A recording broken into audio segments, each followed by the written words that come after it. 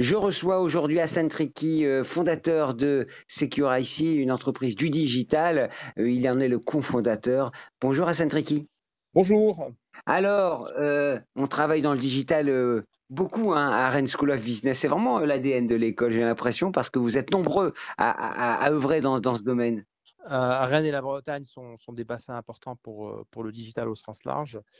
Nous-mêmes à Securicy, nous sommes un spécialiste de la cybersécurité embarquée. Et donc l'intérêt à Rennes, c'est que l'on trouve d'excellents talents. C'est le cœur de la machine, les talents, les compétences. Ah, clairement, c'est ce qui fait la différence aujourd'hui et qui fera la différence encore de manière plus exacerbée à l'avenir. Face à la Chine et aux concurrents hein, qui arrivent. Alors, comme je le disais, vous êtes diplômé de Rennes School of Business. Alors, quels sont les moments qui vous ont particulièrement marqué quand vous étiez à l'école? Alors moi c'est un cas particulier, j'ai pas suivi le cycle classique. En fait, plutôt un background d'ingénieur en électronique et j'ai commencé par faire de la R&D et je me suis dit: «Tiens, c'est pas trop mon truc. Là, ce qui m'intéresse, c'est plutôt de vendre la technologie» et donc j'ai suivi un cycle executive MBA, donc qui m'a réellement enrichi, intellectuellement parlant, qui m'a fait mieux comprendre, on va le dire le monde des entreprises, mais le monde de manière générale. Moi qui originellement avait un profil encore une fois assez technique. Alors, racontez-nous justement, ingénieur, vous avez, j'allais dire, pas mal, vous êtes pas mal baladé sur la planète. Racontez-nous un peu. On va dire que j'ai un gros kiff qui est de convertir toute technologie innovante en business. Ça, c'est ce que j'aime faire de manière générale. Et ce que j'aime aussi, c'est aller au contact des clients et aller au contact d'autres cultures. Donc, ce qui fait que j'ai pu sillonner le monde à la fois aux États-Unis, en Californie où j'ai vécu, mais aussi passer beaucoup de temps en Chine, à Singapour, en Corée, au Japon. Et donc, et à chaque fois, ça m'a à la fois aidé à mieux comprendre le business et à prendre des décisions importantes. Est-ce que vous retrouvez vous avez retrouvé quand vous avez suivi votre formation exécutive à l'école cette ce multiculturalisme, c'est-à-dire que on voit bien que l'école a une ambition, c'est d'être ouvert sur le monde. Est-ce que vous avez retrouvé cet ADN? Ouais, clairement, déjà dans les années 97-98, on ressentait cela. Donc à l'époque, j'avais d'autres options en termes de formation. Et ce qui m'avait décidé pour Rennes School of Business à l'époque déjà, c'était le caractère international, c'est vous dire. Mmh.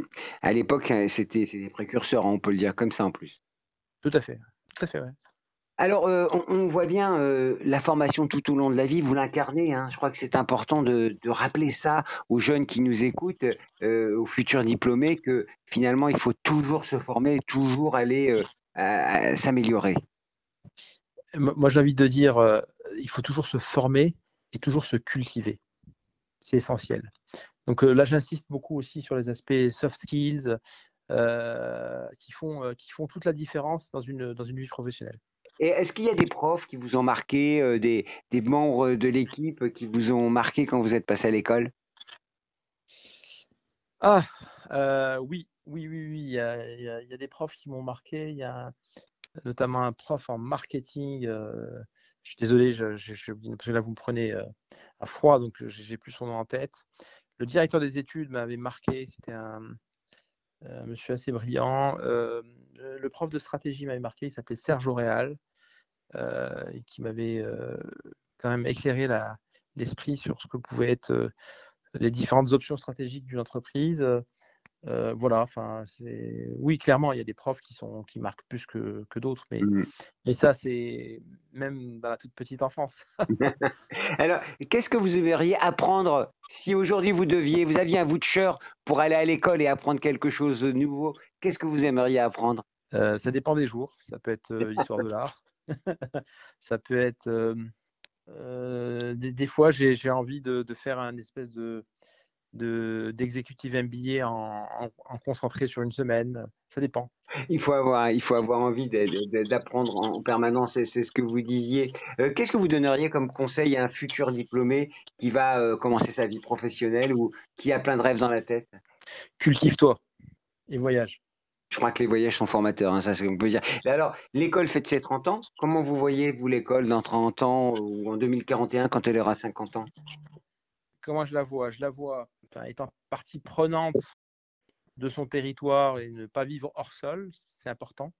Donc, et tourner vers le monde. Et c'est vraiment cette dualité qu'elle doit gérer de manière intelligente. Aujourd'hui, vous êtes à Rennes. Est-ce que on peut dire qu'il n'y a plus de frontières, il n'y a plus de limites? On peut être à Rennes et travailler sur le monde, ou on peut être à New York et travailler sur l'hyperlocal et travailler même avec Rennes?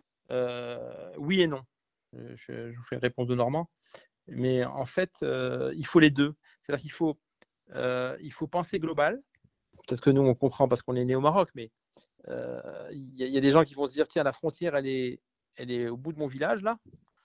Et puis, il y en a qui vont se dire, putain, la frontière, elle est de l'autre côté, sur la côte Pacifique. Il faut penser global, mais ça, c'est peu importe où l'on est, hein, physiquement.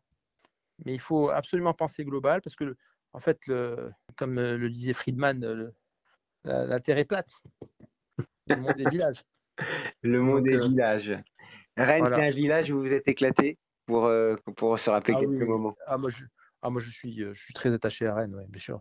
Je suis très attaché à Rennes et comme je suis très attaché à Oujda, où je suis né. Voilà. Le grand écart, c'est ça là aussi l'école sans doute. Merci beaucoup et bon vent, hein, alors pour le digital, mais ça on n'en doute pas, pour la sécurité, la cybersécurité, et bon vent pour l'entreprise que vous dirigez surtout. Merci beaucoup, merci à vous. Ce podcast vous a plu? Abonnez-vous sur votre plateforme d'écoute préférée et laissez une note et un commentaire. Nous serons enchantés de connaître votre avis. À très bientôt pour un nouvel épisode de Unframed Talking by Rennes School of Business.